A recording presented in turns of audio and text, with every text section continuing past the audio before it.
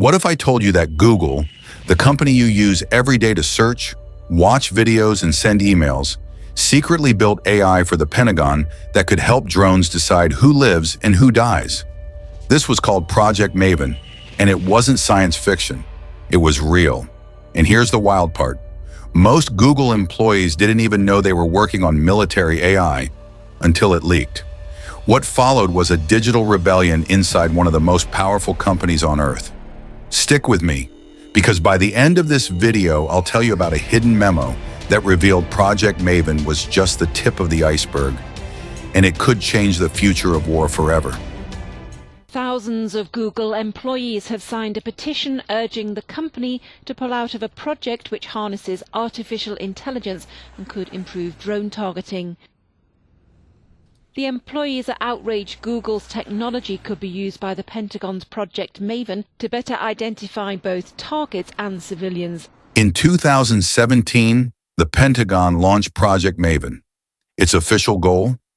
Use artificial intelligence to process the massive flood of video data from U.S. military drones. Here's the problem. Drones were recording hundreds of thousands of hours of video over places like Iraq, Syria, and Afghanistan. Humans had to sit for endless hours scanning footage, trying to spot enemies, weapons, or even suspicious movements. The Pentagon thought, why waste human eyes when we can train AI to do it faster and more accurately? And who better to help than Google, the world leader in image recognition? Google's algorithms were already being used to detect cats in YouTube videos, sort billions of photos, and even recognize your face on your phone. But now those same algorithms would be pointed at a battlefield. Google signed on to help, but here's the shocking part. Most of its employees had no clue their work was being used for a Pentagon project.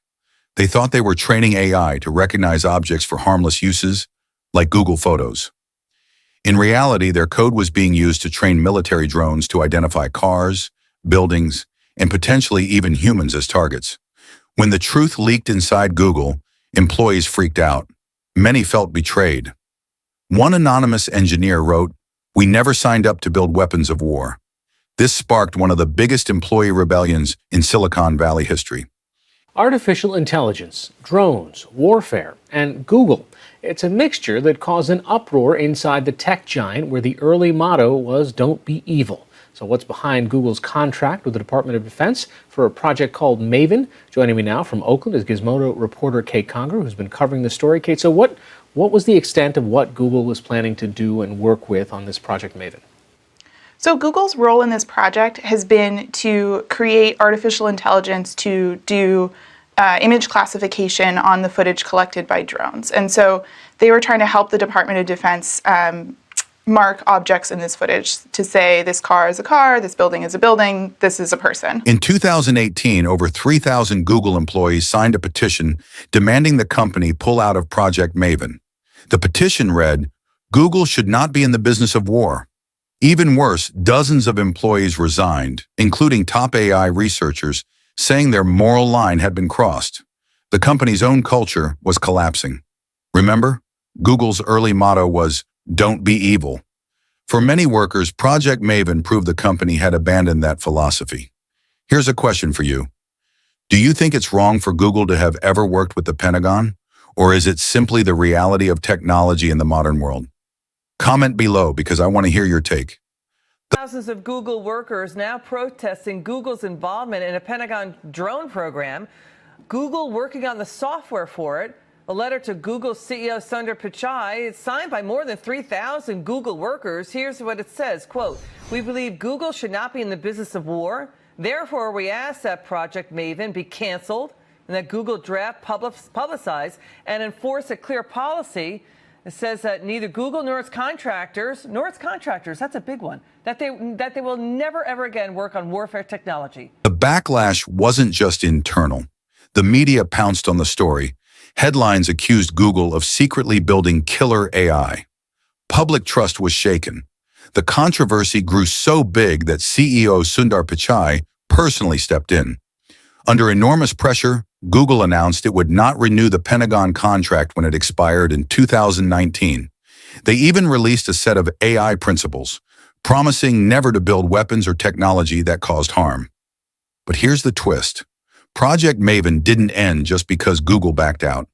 The Pentagon wasn't going to give up. They simply turned to other companies. Defense contractors like Palantir, Amazon Web Services, and smaller AI firms hungry for government contracts. In fact, today, Project Maven is bigger than ever, and it's evolving into something far beyond drones. The military now uses AI to process satellite images, predict enemy movements, and even plan combat operations. So while Google may have walked away, the spark they lit is still burning, and it's spreading fast. And here's the bonus story I promised. When Project Maven was first announced, a memo described it as the start of the U.S. military's push into something called algorithmic warfare. That means war where machines don't just assist humans, they make decisions instead of humans. In other words, Project Maven wasn't the end goal. It was just a test. The Pentagon's real vision is AI systems that can identify, track, and even attack targets with minimal human oversight. And experts warn this could trigger a global AI arms race, with the US, China, and Russia all competing to build fully autonomous weapons. And it all traces back to that first partnership with Google. So what do you think? Did Google open Pandora's box? Or were they just a pawn in something bigger? Drop your thoughts in the comments. I'll be reading and replying. And if you found this story shocking, smash that like button, share this video with a friend, and subscribe so you don't miss the next dark history I uncover. Because trust me, the next one is even crazier.